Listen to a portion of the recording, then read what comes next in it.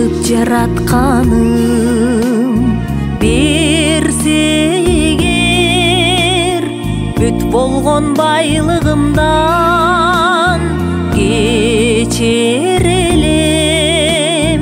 Сан жеткис түйшүгүңдү өзүм алсам, апаке кадырыңа